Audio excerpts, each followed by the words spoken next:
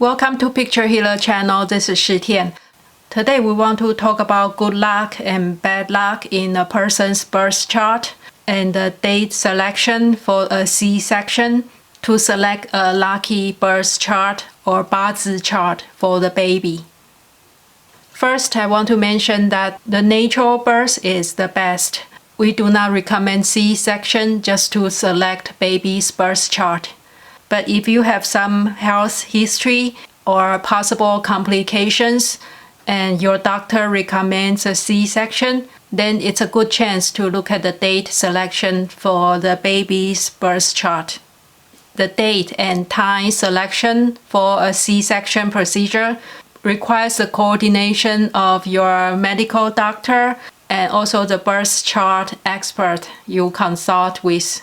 The most common birth chart is the 八字 and the 紫微. That's the two traditional ways of birth chart reading. In some countries, the maternity hospitals are more receptive to your request for a certain day and time for C-section, but some countries are not. So that's another consideration. And sometimes we just don't have total control of what's going to happen. Maybe the baby decide to come out early. Even if we select a lucky time for the baby to be born, things don't always go as planned. And one important factor to decide if the baby has a lucky birth chart is the timing. It's always a good idea to have a planned pregnancy because you can pick the lucky year and possibly the lucky month for the kid to be born. Another factor about the baby's luck is parents' luck. If the parents are in the lucky phase of their lives, then the baby tend to have a lucky birth chart. On the other hand, if the parents are in an unlucky phase, then the baby tends to have a less lucky birth chart. When you consult a 八字 expert or 紫微 expert, they can look at the birth times around your due day, usually within 1 week of the due day, or 1 week before the due day and 1 week after. And it also depends on the doctor's suggestion.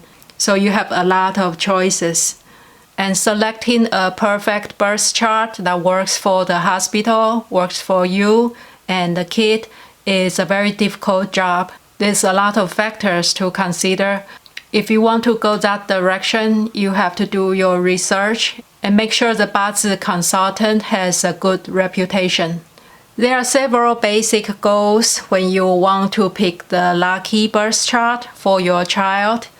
And first one is good health. You want your kid to be healthy, have no major illness or major accident in his or her life. And the second one is related to money and career luck. That's also an important factor because better income is related to higher education and better social status. And it can also help with your relationship with your family or your friends. And it's also important to have a good career luck during those working years, maybe around 20 years old to 60 years old. So the person can take advantage of the good luck.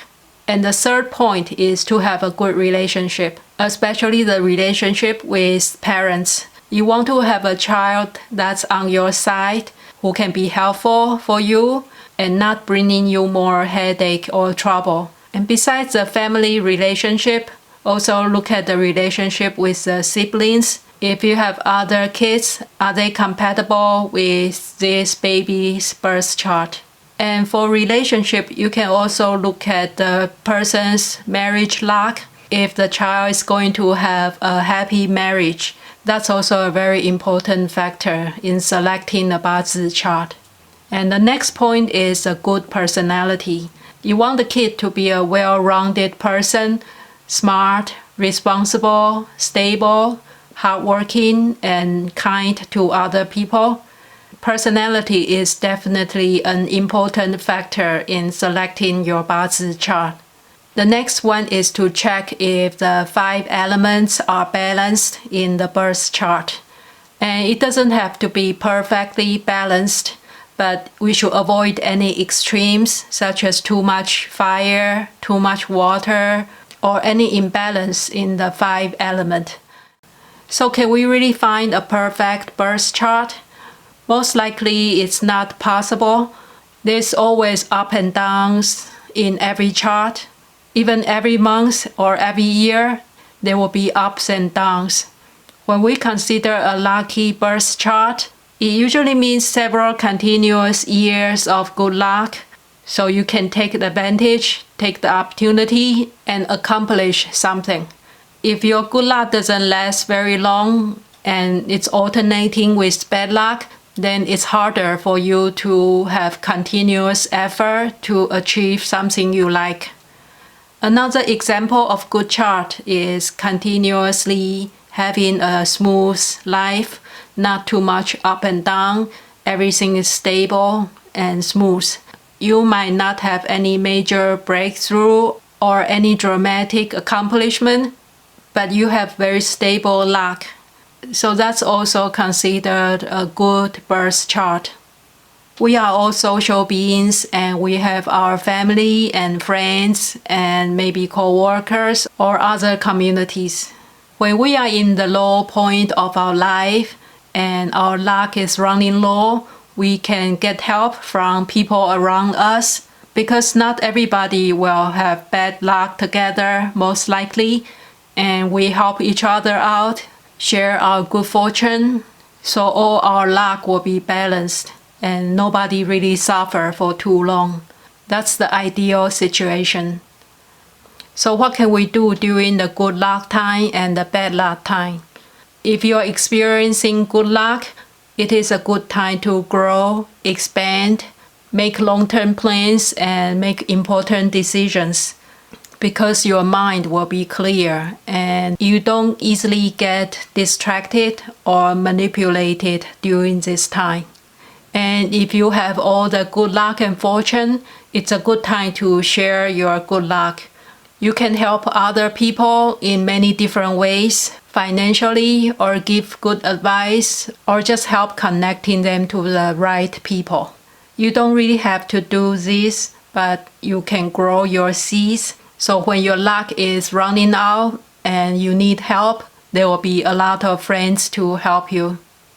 And if you are in an unlucky phase of your life, it's time to slow down. You can ask for advice from the lucky people and you can learn new knowledge, learn a new skill, and you can reflect on your strengths and weakness and learn more about yourself and observe the world around you.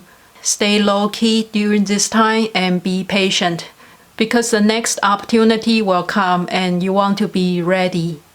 There are a lot of things we have no control or have very little control, such as your social or cultural background, your birth family and upbringing, and your birth location or the country or the government policy or any global crisis or natural disasters. We have no control over that, but there are other things we can control, such as education, learning, and research, and understanding ourselves, our passion, our will, and desire to make a difference is also within our control. And we can also make our own decisions, change our behavior, and create our own experience. And another thing we have part of the control is the advancement of science, medicine, and technology. So does the birth chart decide your fate and destiny? The chart will decide your luck only to some degree, especially when you are not putting any effort. We all have the choice to get educated. You can learn, especially now from the internet, about almost anything. And we can make our own decision, take action, learn from our experience, and improve our lives. So we do have the power to change our luck. And if we can connect with other people, we can work even faster and make bigger impact. Most of us are affected by the coronavirus at this time, And I understand it's a very challenging time and a lot of people might be struggling. A crisis can also be an opportunity. We just need to make adjustment and maybe try different things. And this is also a good time to think about what you really want to do in your life. And what can you do with your current skill and current situation. This is a time to be patient, be smart, help each other to get through the struggling. As long as we have good health, we can always start over from the beginning. So stay home, stay healthy, and take care of your family. And thank you for watching this video today.